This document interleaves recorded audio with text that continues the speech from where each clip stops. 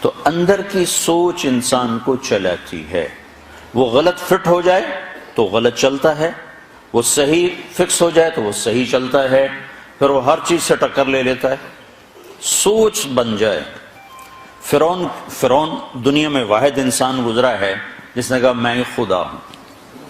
سجدہ تو بڑے لوگوں نے کروایا، کئی مسلمان بادشاہ بھی سجدے کرواتے تھے پاگل، لیکن میں خدا ہوں یہ دعویٰ ایک انسان نے کیا اور وہ فرعون ہے. انا ربکم الاعلی کا چھوٹا موٹا بھی نہیں، سب سے بڑا. اس کی باندی مسلمان ہو گئی.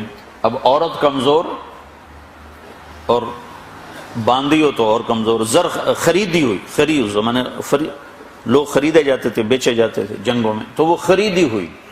فرعون کو پتہ چل گیا کہ یہ تو مسلمان ہو گئی، اس نے پکڑوا لی. اس کی 2 بچیاں وہ بھی بلا لی، ایک دودھ پیتی ایک ساتھ چلتی. تو اس نے آگ جلوائی، اوپر ایک بہت بڑی دیگ رکھی، کڑا، اس میں تیل ڈالا. جب وہ ایسے کھولنے لگا تو اس سے کہنے لگا اب اگر تم مجھے رب مانتی ہے تو زندگی بھی مبارک، بچے بھی مبارک، اور تیرا گھر بھر دوں گا سونے سے. اگر مجھے رب نہیں مانتی ہے تو پہلے تیری بچیوں کو جلاؤں گا پھر تجھے جلاؤں گا، اب تو سوچ لے کیا کرنا ہے. تو ایک سوچ یہ ہے کہ پیسہ آئے گا میرے کام بنیں گے، تو اس کے لیے جھوٹ بولنا، نماز چھوڑنا، دھوکہ دینا، فراڈ کرنا کوئی مسئلہ نہیں، کیونکہ پیچھے ذہن ہے کہ پیسہ آئے گا تو کام بنے گا. ایک ذہن یہ ہے کہ مجھے اللہ کو راضی کرنا ہے، اللہ راضی ہوگا تو میرے کام بنے گے، میرا اللہ میرا ساتھی بنے گا تو میرے کام بنیں گے. تو اپنے آپ سوچ بدلے گی تو طریقہ بھی بدل جائے گا. یہاں یہ سوچ بن گئی ہے کہ مجھے اللہ کو راضی کرنا ہے. تو اس نے کہا یہ میری 2 ہیں، میرے پاس 100 بھی ہوتی تو اللہ پہ قربان کر دے. تو انہوں نے پہلی بچی کو پکڑا جو چلتی تھی، اس نے شور مچایا ماں کہ مجھے بچاؤ بچاؤ بچاؤ.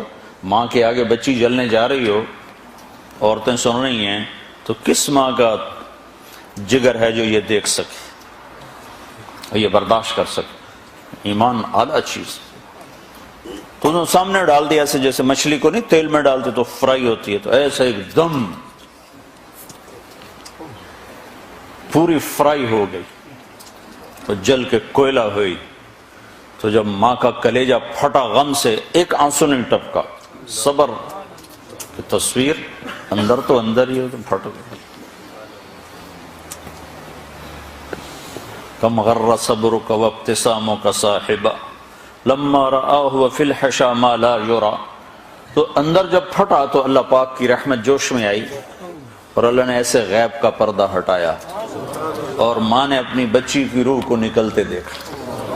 وہ مسکراتی ہوئی کرے اماں صبر صبر، بس ابھی کٹھے ہونے والے، ابھی کٹھے ہو جائیں. پھر انہوں نے معصوم کو کھینچا جس کو پتہ بھی نہیں میرے ساتھ کیا ہونے والا ہے. اس کی تو آہ بھی نہ نکلی اور وہ تلی گئی اور کوئلہ بن گئی.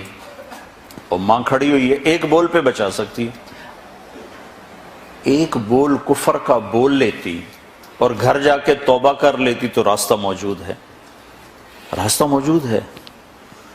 لیکن ایک وقت ایسا آتا ہے جب اللہ پہ مر مٹنا وہ زیادہ محبوب ہو جاتا ہے. تو جب اس کو پکڑنے لگے تو اس نے کہا میری ایک خواہش پوری کرو گے؟ اس نے کہا، فرعون نے پوچھا کیا؟ کہ جب مجھے بھی جلا دو تو ہماری ہڈیاں، میری اور میری بچیوں کی ہڈیوں کو ایک جگہ اکٹھا دبا دینا، باہر نہ پھینکنا، کہیں دبا دینا. تو فرعون نے کہا یہ خواہش پوری کی جائے گی.